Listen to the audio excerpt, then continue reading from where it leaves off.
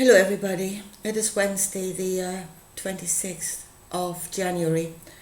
I want to think about, again going through the wilderness and how to choose the correct path, because in the end that is the whole thing, how to choose the correct path through the wilderness to get to a good outcome.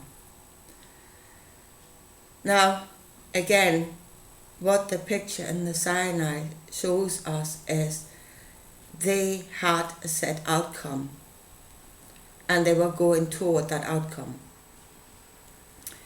And in the end it was, whatever serves that outcome that would become righteous, morally justifiable, because it was the will of God that they should have that land. Therefore, everything they did on the way to going into that land became morally justifiable.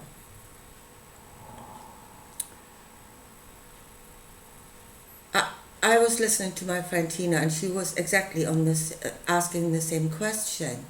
She said the elites, they say to us, just be now, don't have any thoughts. And she said, but the elites do have a set outcome. They do go toward a place that, a world that they have envisaged. And apparently, just as before, everything they do becomes righteous as long as it takes them to that outcome. We are suffering the consequences and we don't find it morally justifiable, what's been done to us, but to them it is. So, and in comes Jesus, who was given the knowledge of all possibilities, and that the Creator gives. And I said before, if we've done wrong before, if we do wrong, the same thing on a higher knowledge, we will go catastrophically wrong. And that is what he did. Because as he had the knowledge of all possibilities, he chose one. Out of his own free will, he chose one possibility, and he was doing the same thing again. He's going toward that one outcome. And he's making disciples to that one outcome.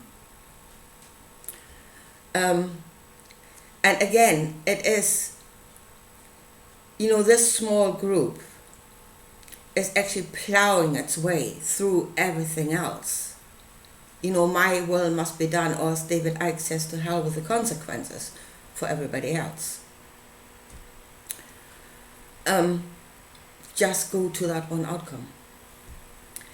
Now secure in the knowledge that it will be given. If you believe on it, it will be given. Where before you might have, there may have been doubt, there may have been murmurs, and they needed to be beaten into retribution and punishment. They had to be beaten back onto that path. Now we can go this path as the enlightened one. We know it's going to be given, and it does not improve the situation at all. In fact, it makes it worse. Now, again, my friend said she had this picture of Jesus on the cross, and she said, Christians, wake up, that is you. No, that is not us. That is where they want us to go. They are on the cross already. They have chosen. And the more you become single-minded on the one outcome, the more you become a slave to that outcome. As I said, those in the capstone, whatever is in there is pure. And that is their life is in service to that outcome. So they are slaves to that outcome completely. They're no longer free.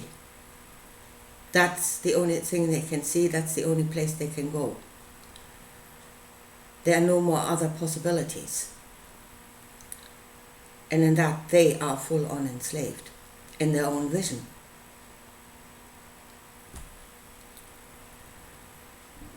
So, and I say, they're trying to make us slaves to their vision, which of course we won't do. Because we still have knowledge of more than just that. We still have knowledge that there are other possibilities. And we still have our conscience more or less intact. More or less intact. It's no longer intact. Because it again must serve that one outcome. And you make disciples to that outcome in different ways. The story is being told in religions or like a David Icke. If you see the outcome, you can see the journey to it. And then he shows you all the steps to go to that outcome. Again, you make people believe on that outcome. You make people believe that that is what is going to happen. And therefore they give their energy, that they become disciples to that outcome. Not because they want to go there, but they give their energy toward it. So how do we choose the correct way? First of all, Jesus said, "For myself, I ask nothing." Yeah, I only tell you what I'm being told. There's just following orders. Who's my mother? Who's my own intellect? What is my own thought? Forget it. Switch off your own thought and just follow the path. And, in order to allow yourself to be nailed to a cross, you would have to have your brain switched off. Otherwise it wouldn't work. So, but can we? And again, can we switch off our thoughts completely? And that is we can't, because animals are being led in that way, purely by their instinct, by their emotional knowing. We have thought. We are no longer animals. Shall we become animals again? Is that what we're supposed to do? Become animals again? And I don't think that is the way.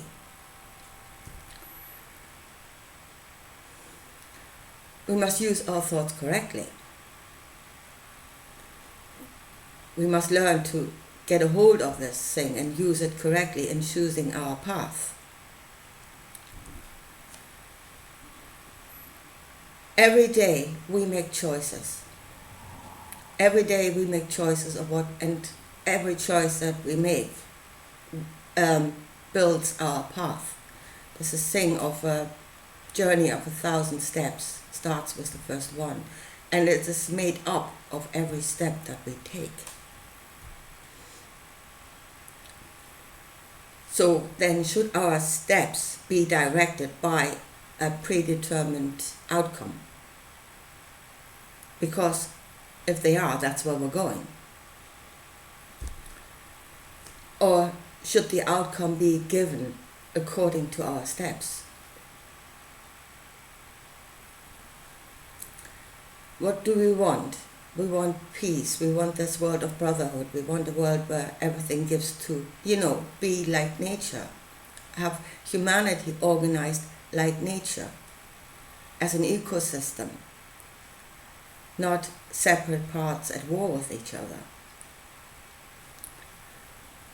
But then we must do according to that. It's like going to church, glorify God for 2 hours a week and then do whatever you want any other time. We must do according to that. Our steps must be according to that outcome. The outcome is something that is good for all. So we must choose our steps according to that. Every one of us. Stick to the 10 Commandments because they show you where not to go. Don't go there. But I mean, they are very wide. There's a lot of freedom. You know, if you say you need to choose your path, just don't kill, well, that leaves you a lot of other options, you know. And not what is good, just good for all, because you are part of all. So every step that you take, every decision that you make, the question is that good for me? And is it good for all? The more it is good for all, the better the step. But at least do no harm. You know, sometimes what you need is not necessarily good for everybody else, but as long as it doesn't do any harm. And then if we go those steps will lead us to an outcome that we not yet know. We don't know what forms that will take. We're not predetermining the form, only what it should work. You know, it should work, this creating an ecosystem that gives to life. What form the form will come into being through our steps. And I think that is the correct way through the wilderness. And if you go that step, you do not plow your way, you know, to hell with the consequences. You do not, hopefully, as much as you can, you do not create adversity by going up against others.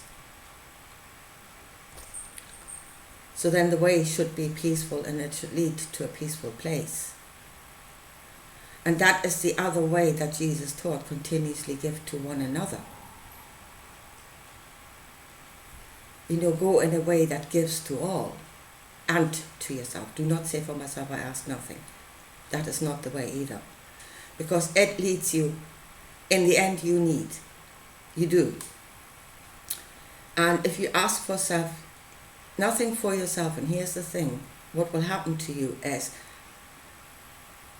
you will lack. You are in lack, and that will in the end create resentment. It will in the end create resentment, because, you know, we are not pure altruism. We need for ourselves. So in the end it will create resentment. You will hate that which you give to. You will, sooner or later. You know, why should I give to them? It is the lack inside of yourself that is saying that. And then you come to, again, New Jerusalem. There are the saints that have gone to the cross, and they are full of wrath. They have gone that way. Just give to others and don't ask for yourself. And they are now full of resentment. And again, if we're being led down that way, some force will use that resentment to say, I give to you. I'm going to be your savior.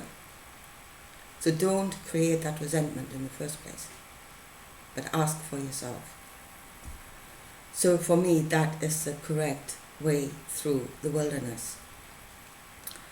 Dream, yes, dream of a better future, but let your actions, your thoughts, lead you on the way to that future, and the form it will take will be created out of your steps, not predetermined, and then make yourself a slave to that outcome. But you're free on the way to choose. Every step on the way, you're going to be free. Only keep in mind where it is you want to go. Anyway, I think I shall leave it at that for now, and I'll talk to you again soon. Bye.